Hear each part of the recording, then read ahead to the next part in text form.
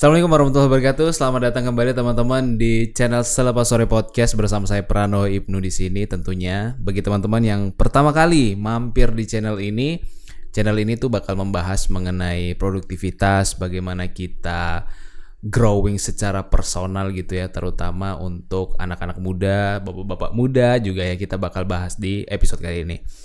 Nah, di video kali ini saya bakal membahas sebuah hal yang harusnya gitu kita happy, kita senang gitu ya. Terutama di akhir tahun ini. Hal apakah itu? Nah, biasanya di kantor kita, di perusahaan kita, kita sebagai staff, kita sebagai pegawai ataupun karyawan itu mendapatkan bonus di akhir tahun, mendapat tunjangan, mendapat gaji 13 mungkin ya. Nah, harusnya kita happy dong, kita mendapatkan rezeki tersebut. Tapi ternyata rezeki itu setelah kita dapatkan, kebahagiaannya pun tidak bertahan lama. Apalagi ketika kita udah tahu bahwa pendapatan atau bonus teman kita tuh lebih gede dari kita gitu ya.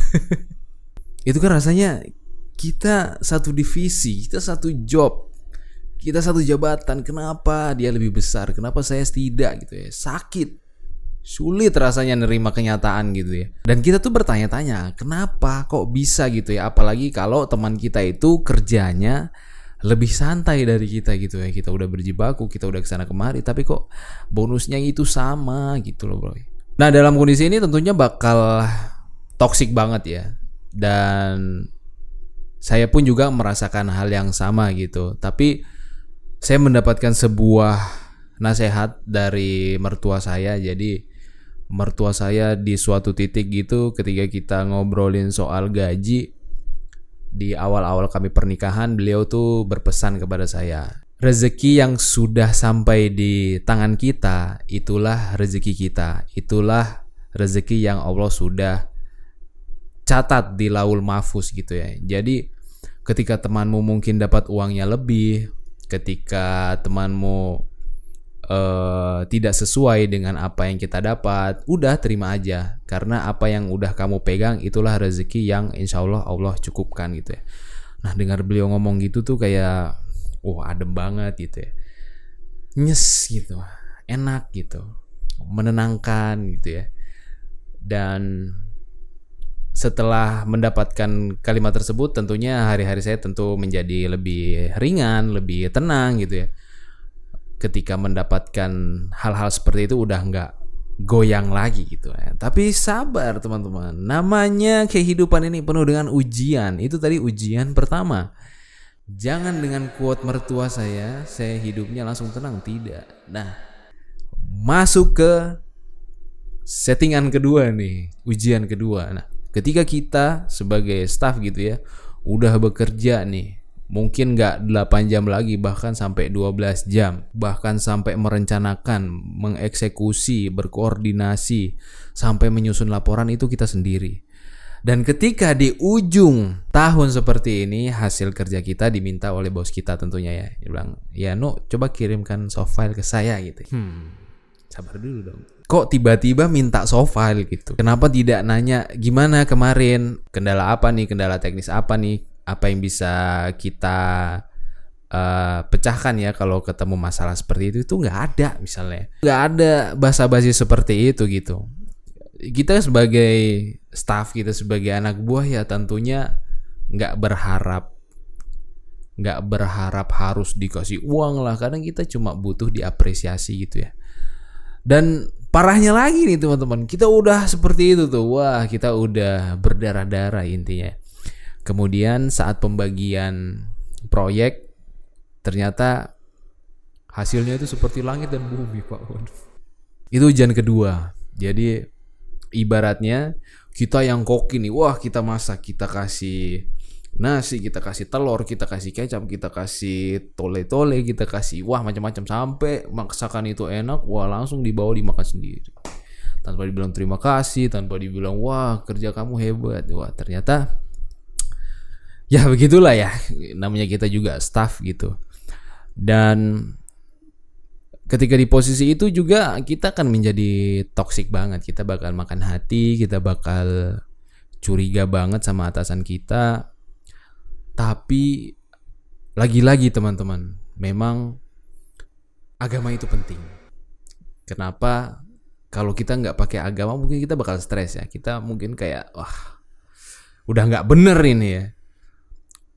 Tapi itu tadi, saya lupa ini saya dengar dari Ustadz mana, apakah Ustadz Adi Hidayat atau Ustadz siapa gitu ya. Jadi beliau bilang gini, kita tuh bekerja niatkan untuk ibadah. Ya memang kita bekerja itu untuk nyari duit, tapi secara apa ya? Secara dasarnya itu adalah bentuk ibadah. Dan rezeki itu adalah hasil dari kita bekerja gitu ya.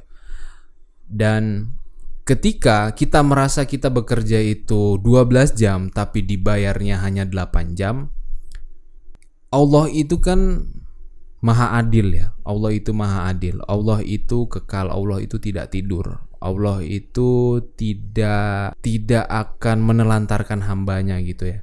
Ketika Allah melihat itu, tentu Allah mau punya perhatian khusus ke kita. Allah punya rencana yang baik buat kita. Ketika kita hanya dibayar 8 jam dan 4 jam itu kita nggak dibayar sama kantor atau sama perusahaan, nah Allah itu ganti 4 jam kita itu dengan hal-hal imaterial yang lain. Bisa jadi kamu udah bekerja tapi kamu nggak sakit misalnya. Kamu udah bekerja sebegitu keras, istrimu mendapatkan istri yang sangat bersyukur, mendapatkan anak yang sehat, jarang sakit gitu ya. Atau mungkin kamu mendapatkan keluargamu itu harmonis, rumah tangga orang tua, rumah tangga kita juga baik gitu ya, nggak punya cicilan misalnya. Itu adalah rezeki-rezeki yang lain yang mungkin kadang kita nggak sadar gitu. Selama ini kita menganggap bahwa rezeki itu adalah bentuk uang, rezeki itu yang bisa membuat kita membeli ini dan membeli itu. Tapi rezeki juga yang bisa menghindarkan kita untuk mengeluarkan uang ini dan itu, teman-teman. Itu adalah bentuk rezeki yang lain. Nah, ketika kita sebagai umat beragama, tentunya kita tidak bisa juga mensandarkan diri pada agama seperti itu. Tapi kita harus barengi juga dengan bekerja. Tetapi dengan landasan agama itulah menjadikan langkah kaki kita dalam mencari rezeki, mencari nafkah. Selama istri kita ridho, selama rezeki kita, pekerjaan kita itu halal, udah kita jalanin aja. Insya Allah Allah cukupkan. Insya Allah semuanya kebutuhan Allah kasih ke kita. Dan mudah-mudahan kalau memang lingkungan tersebut toksik banget, tentu Allah akan menggantikan yang lebih baik. Karena Allah tuh nggak tidur, nggak lihat kamu, wah kamu udah kerja kayak gini, Allah nggak bakal biarkan kamu tetap di situ. Ya Allah mungkin bisa menaikkan derajatmu di tempat yang lain, Allah bisa menggantikan pimpinan di situ, atau Allah bisa menggantikan lingkungan di situ gitu ya. Banyak hal yang bisa kita ambil hikmahnya. Di saat sulit sekalipun kita bisa mengambil sudut pandang yang lebih positif gitu ya teman-teman. Barangkali mungkin teman-teman pernah merasakan hal tersebut. Boleh bagi cerita kalian di kolom komentar. Dan biar kita sering dan makin dekat gitu ya, silahkan follow Instagram saya di @pranowoibnu. Dan sampai ketemu di video berikutnya. Catch you on the next one. Dah.